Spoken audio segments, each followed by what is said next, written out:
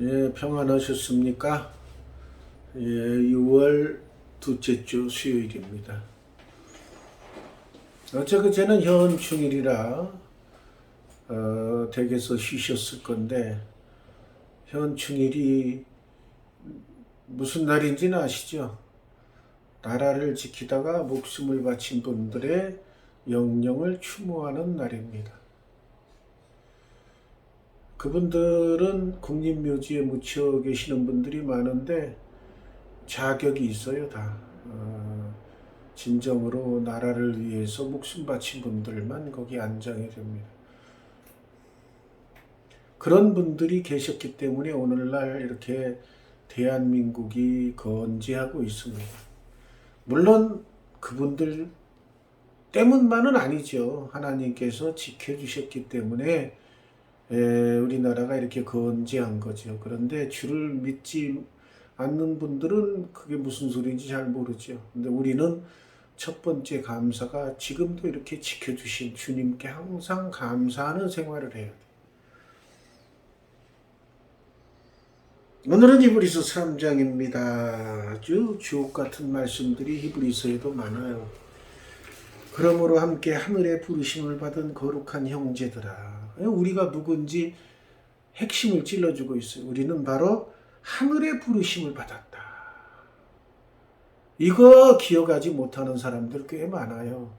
하늘의 부르심을 받은 거예요, 우리는.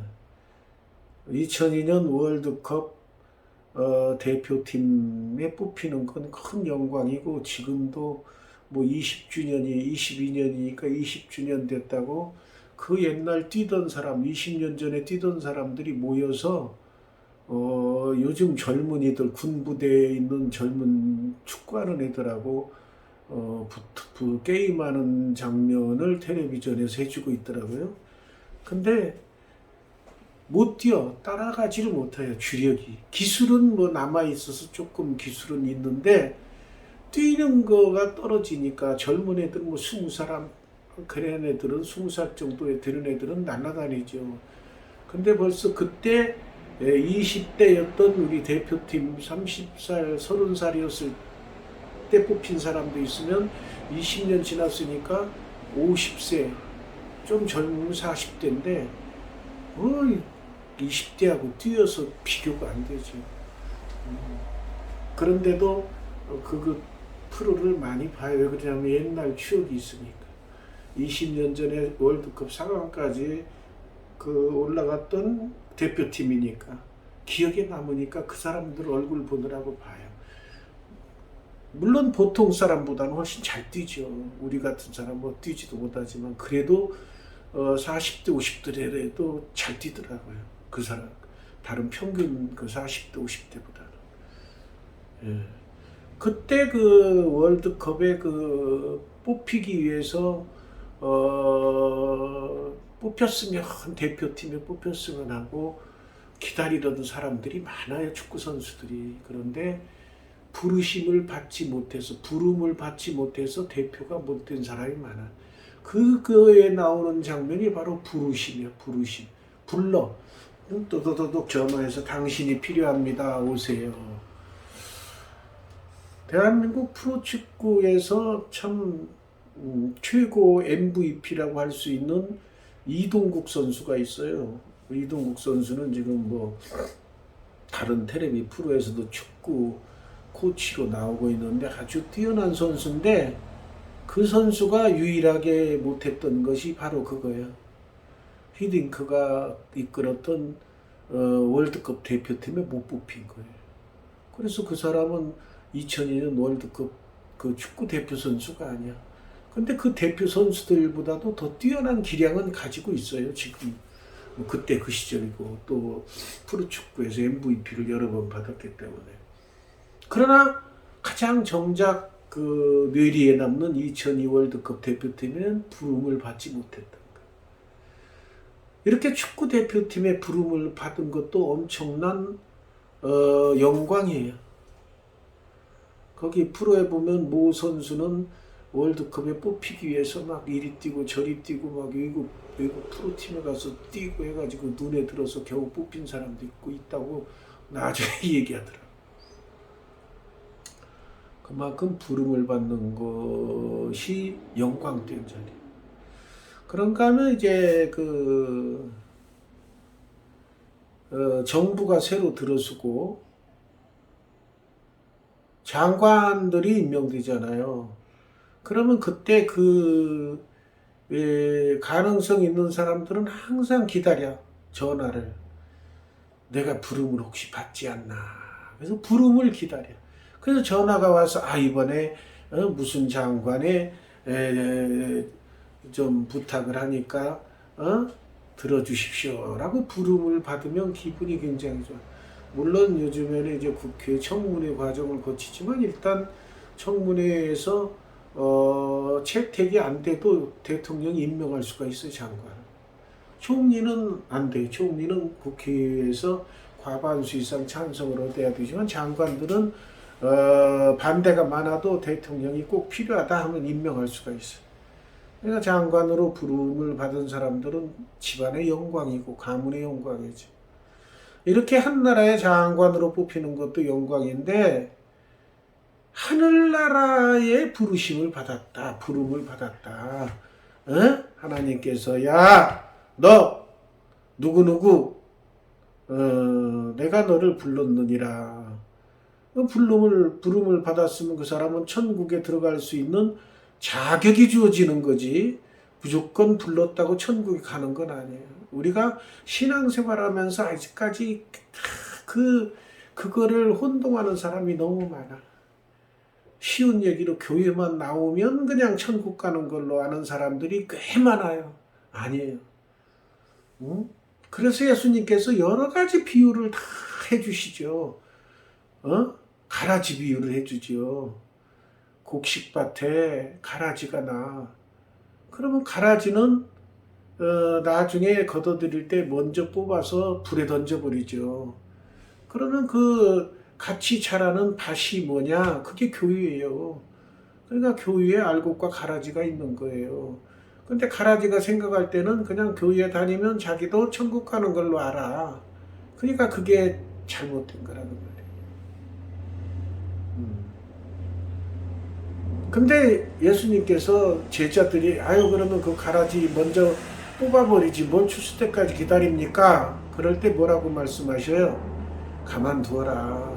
가라지 뽑다가 알곡까지 뽑힐까 두렵다. 그만큼 알곡을 사랑하시는 거예요. 그만큼 부름을 받은 하나님의 자녀를 사랑하셔서 노심초사하면서 행여나 곁길로 갈까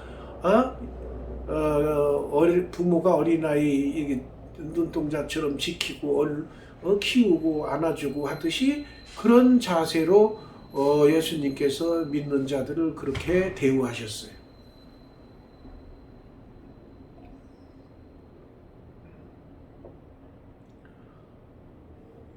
그만큼 알곡을 귀중하게 여기셔. 그러면서 또 예를 든 거 여러 번 여러분들에게 예를 들어드리죠. 예수님의 12제자. 참 하늘나라에서도 12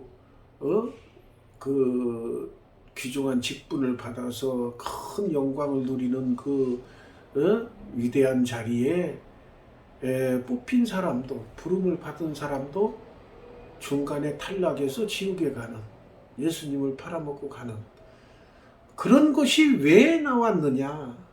그거는 하나의 우리 신앙인들에게 예수님께서 정신 차리라고 해주시는 예예요. 그게 얘들아 내 제자 애제자죠. 참 밤이 맞도록 기도하시고 뽑은 제자 12명이에요. 그러니까 귀하지 않은 제자가 어디가 있어요. 그런데 그 귀한 제자도 사탄의 속삭임에 넘어가 버리니까 예수를 팔아먹고 지옥에 가는 거예요. 그런 거를 왜 그런 게 나왔을까? 참 종교를 창시한 사람들을 보면은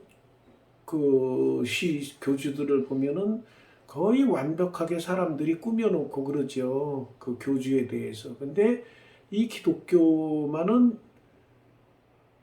다른 사람이 들으면 뭐라고 비난할 수가 있느냐면은 한편으로 우리가 그렇다는 게 아니라 믿지 않는 사람들은 예수님이 그렇게 완벽하시다는 분이 어떻게 그 자기를 팔아먹는 사람을 제자로 두었을까? 이렇게 따지고 드는 사람이 있을 수가 있어. 그 사람들 말도 맞긴 맞아요. 예수님이 삼위일체 하나님이시면서 인간을 잘 하시는 분인데, 그런 걸 미리 몰랐느냐, 뭐 이런 저기를 할 수가 있는데, 거기에서 또 등장하는 것이 예수님 제자일지라도 자유의지를 주셨다는 거예요. 사람에게도 자유의지를 주시듯이. 그러니까 예수님 제자일지라도 무조건 천국에 간다, 이런 건 없다는 걸 예수님께서 보여주신 거예요. 예수님 제자면은 무조건이다가 아니고 예수님 직속 제자라도 탈락되는 사람이 있다. 그러니까 니들 신앙생활하는 예수 믿는 니들을 또 정신 차려야 된다는 걸 보여주신 거예요. 그렇기 때문에 하늘의 부르심을 받은 거룩한 형제들아, 우리가 믿는 도리의 사도시며 대제사장이신 예수를 깊이 생각하라. 예수님은 하나님의 아들이지만 우리하고 전혀 다르죠. 우리도 하나님의 아들이라고 얘기하고 있지만은 차원이 다른 아들이에요. 예수님은 하나님의 독생자라고 분명히 얘기했어요. 하나님의 독생자 예수 그리스도, 인간의 죄를 사해 주시기 위해서 이 땅에 오신 하나님의 직속 아들이지, 우리 인간들 중에 누가 예수님과 같은 경지에 오른 사람이 누가 있어요? 말로는 똑같은 하나님의 아들이다 그렇지만은 차원이 다른 아들입니다. 똑같다고 생각하시면 안 돼요.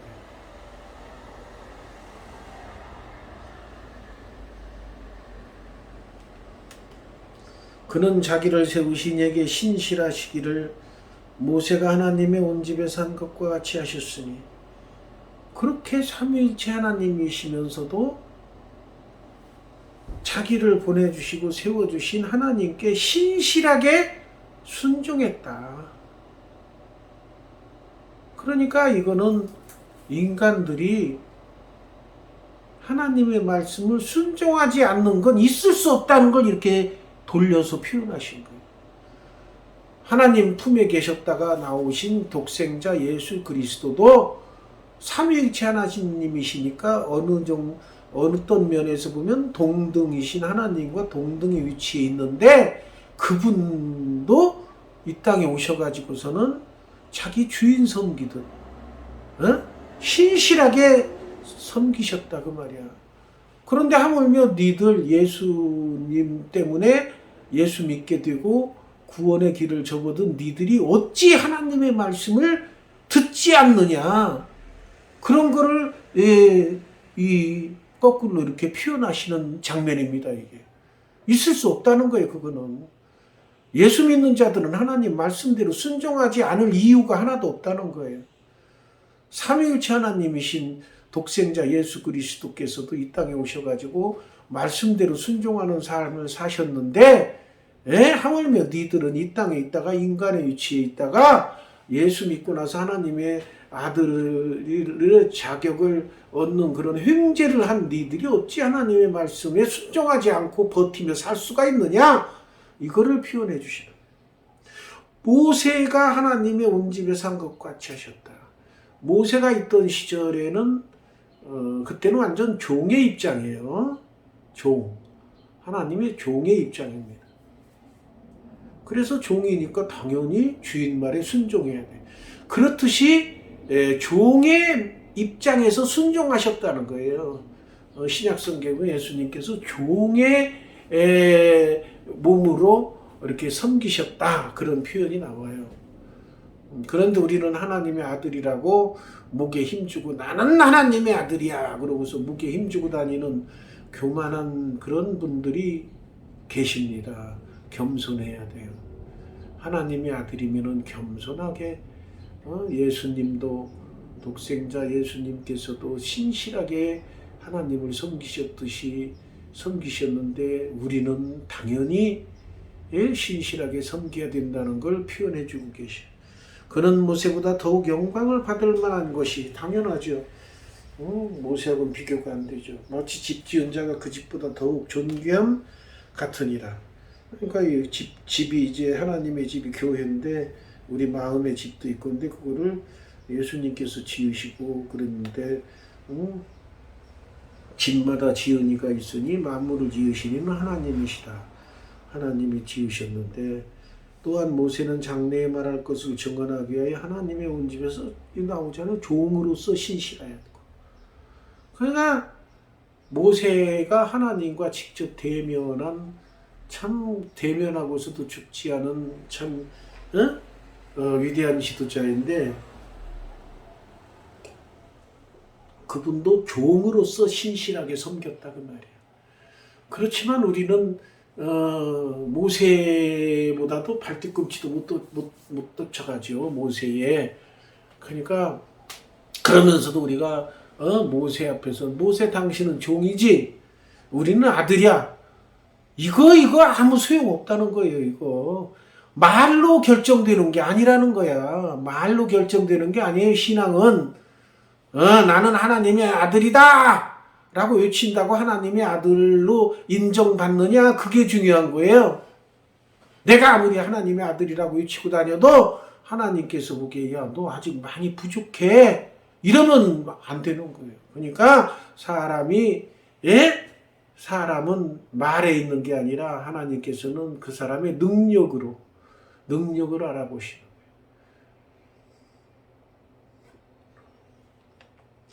그리스도는 하나님의 집을 맡은 아들로서 모세는 종이고 아들로서 그와 같이 하셨으니 우리가 소망의 확신과 자랑을 끝까지 굳게 잡고 있으면 우리는 그의 집이라. 여기에 또 나와. 그냥 우리가 예수 믿었으면 아들이니까 우리는 당연히 하나님의 집이고 성령님이 거하시는 성령의 전이고 하늘나라 갑니다라고 표현했으면 얼마나 좋겠어요. 근데 여기 보세요.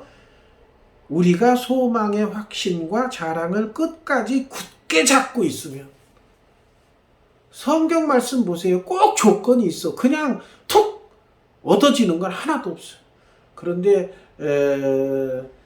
성도들 중에는 그렇게 아시는 분이 꽤 많아. 근데 그분들은 본인이 성경을 안 읽고 목사님이 전해주는 설교만 듣는 분들 중에 막 그런 분이 많아. 목사님들은 설교 중에 그냥 성도들에게 희망을 가지라고 좋은 쪽으로 자꾸 얘기해주고 여러분 교회만 나왔으면 됐습니다. 구원 받으실 거예요. 이렇게 자꾸 이런 식으로 얘기해 주니까 교회만 나오면 구원 받나 보다 이렇게 신앙적으로 생각할 수가 있어요. 그런데 성경에 보면 절대 그렇지 않아요. 여기도 보세요. 우리가 소망의 확신, 예수 믿으면 천국에 간다는 그 확신, 또 자랑스럽죠. 그런 자랑을 끝까지, 조건이 끝까지예요. 끝까지. 중간에 가다가 중단하면 아무 소용없다는 거야. 끝까지. 또 살짝 잡고 있어도 안 돼. 굳게. 그 다음에 잡았다가 놓치면 안 돼. 잡고 있어야 된다. 그 말이에요. 그래야 우리가 그의 성령님의 전이 되고 하나님이 거하시는 전이 하나님의 집이 된다는 거예요. 하나님이 집이 돼야 우리가 천국에 간다는 거예요. 이게. 그냥 조건이 있어. 끝까지. 살짝이 아니고 굳게. 그냥 잡았다 놨다가 아니라 꽉 잡고 이렇게 있을 때 천국에 간다는 그런 말씀이에요. 그러니까 신앙생활 널렁뚱땅 하면서 천국에 가겠거니 하고 본인 스스로 만족하는 신앙인들이 꽤 많다는 거예요. 그분들은 생각하기를 어떤 생각을 하냐면 예수 안 믿고 예수 믿으라고 해서 교회도 안 나오는 주변 사람들 보고 만족을 얻어. 저 사람들은 교회도 안 다니고 주일날 맨날 놀러 다니. 저 사람들하고 나는 다르지. 그러니까 우리가 항상 어르신들로부터 또 선생님으로부터 배운 게 뭐예요? 어? 감사는 나보다 못한 사람하고 비교할 때 감사가 나온다. 그렇죠. 그러니까 신앙생활 안 하는 사람 비교하고 그런 사람 비교해서 나는 그 사람보다 낫네. 그래서 천국 가면 얼마나 좋아. 근데 천국은 그런 생각으로 가는 건 아니야. 항상 비교할 때 우리는 우리보다 훌륭한 신앙의 선배들, 우리 순교하신 목사님들, 주기철, 손양원 목사님들, 그분들, 예? 그분들하고 신앙을 비교해야 되고, 또 성경을 읽는 이유가 성경에는 우리의 그 신앙의 선배들, 조상들이 어떠한 신앙생활을 했다는 게 나와요. 그래서 성경을 읽는 이유가 그 사람들 수준에 우리가 자꾸 도달하도록 우리 신앙을 높여가라고 그렇게 성경을 읽고 그래서 그 수준에 맞춰가는 거, 맞춰가라는 뜻이에요. 근데 비교하기를 나는 그래도 일주일에 한 번 교회 나오잖아. 아직도 예수 모르는 사람들이 있는데 그 사람보단 내가 낫지. 그런 그 비교를 하고서 마음의 위안을 얻고 있어. 가룟 유다가 예수님 팔아먹을 생각하면서 그 유대교 그 대제사장 그런 관계자들에게 이야기할 때 뭐라고 얘기했겠어요? 야, 내가 예수 넘겨줄 테니까 은 30나 줘. 그랬을 때, 야, 너 내가 어떻게 팔아먹을 수가 있어? 예수님을. 야, 이놈아, 무슨 말이야? 내가 그 12제자 중에 하나야. 이런 표현도 했을 수가 있다. 그 말이 제 추측으로는. 그때는 팔아먹어. 12제자 중에 하나야. 그럼 12제자 중에 하나면은 지가 천국 가는 확신이 있어야 되는데, 예수님 팔아먹으려고 하는 마음만 갖고 있으니까 제자로서의 자격이 없다는 거예요.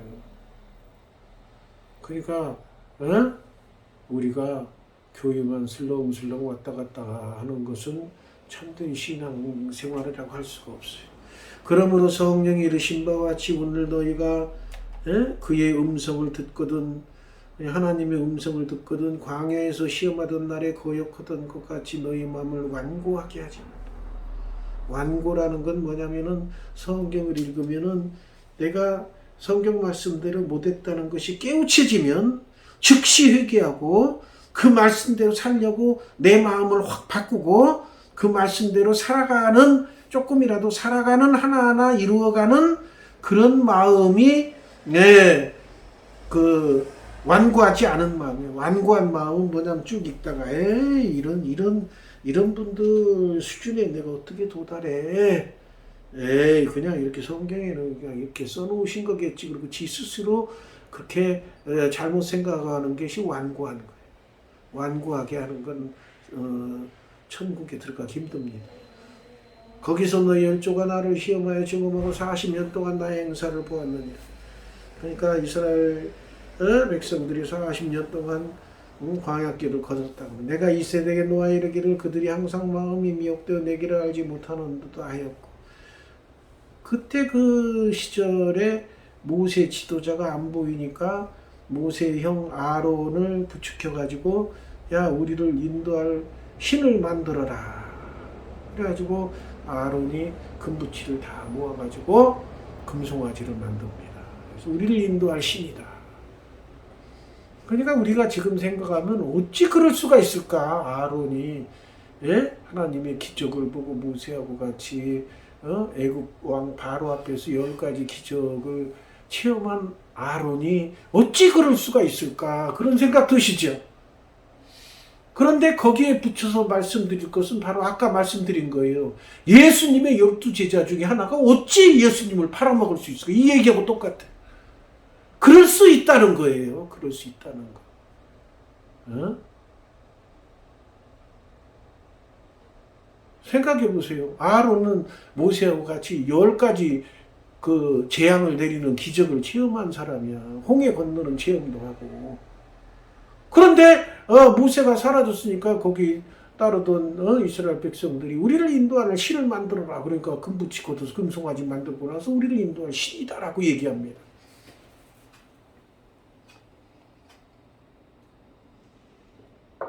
그러니까 이런 걸 통해서 우리가 깨달을 게 뭐냐. 저부터도 그래야죠. 네가 목사니까. 또 장로 권사, 집사니까. 에? 충분히 천국에 가겠지. 아니라는 거예요. 모세하고 같이 10가지 재앙이 임하는 걸 보고 본 기적을 체험한 아론. 또 아론이 대제사장 레위족 속의 수장이잖아요. 아론의 아들들이 다 제사장이 되잖아요. 물론 나답과 아비후는 하나님이 성소에 있는 거룩한 불을 쓰지 않고 불에 타 죽었지만 그 아들들이 또 계속 제사장이에요. 제사장이면 목사야. 목사가 돼갖고서는 금송아지를 만들어 놓고 우리가 인도할 신이다라고 얘기한다는 거는 우리한테 어떤 깨우침을 주느냐면 우리도 교회에 가진 직책이 우리를 천국으로 인도하지 않는다는 걸 깨달아야 된다 그 말이에요. 특히 저부터도 목사 직책 가지고 있으니까 천국의 1순위로 가지 아니라는 거예요.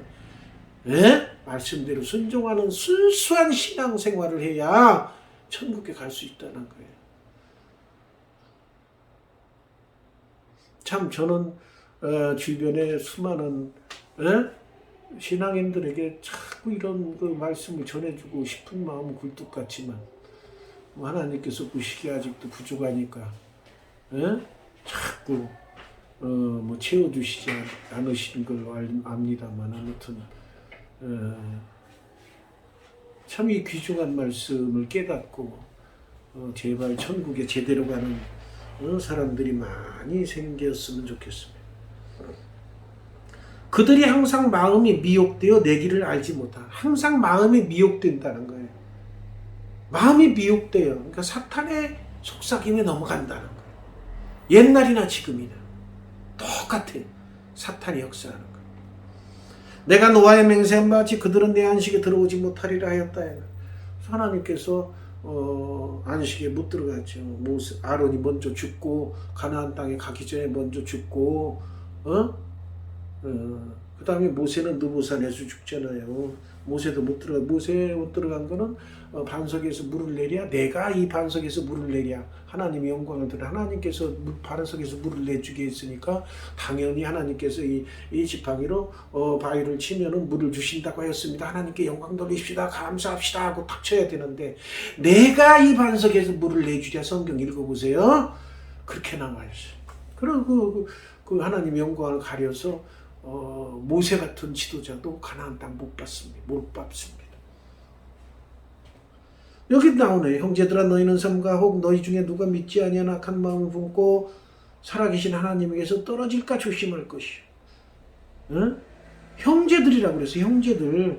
여기 형제들이라고 하면 믿음의 사람들 형제라고 그래. 믿는 형제들아 너희 중에 믿음이 없고 악한 마음을 품어. 이거 가룟 유다 같은 마음을 가진 사람, 그런 사람은 살아계신 하나님에게서 떨어진다 그 말이야. 떨어져서 지옥으로 간다 그 말이야.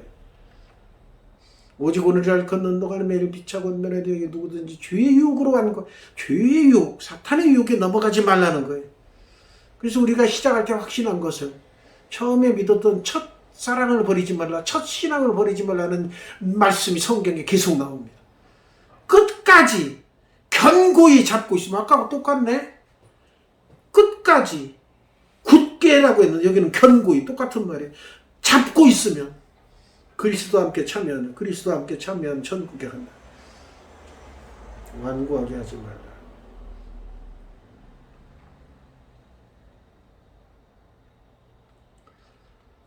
18절 말씀하고 마치겠습니다. 하나님이 누구에게 맹세하사 그의 안식에 들어오지 못하리라 하셨느냐? 곧 순종하지 아니하던 자들에게 아니냐. 순종하지 않으면, 즉 하나님께 순종하지 않으면 천국에 못 간다는 거예요. 하나님께 순종하지 않으면 사탄의 유혹에 넘어간다는 얘기예요. 기도하겠습니다. 감사하신 아버지, 오늘 또 귀한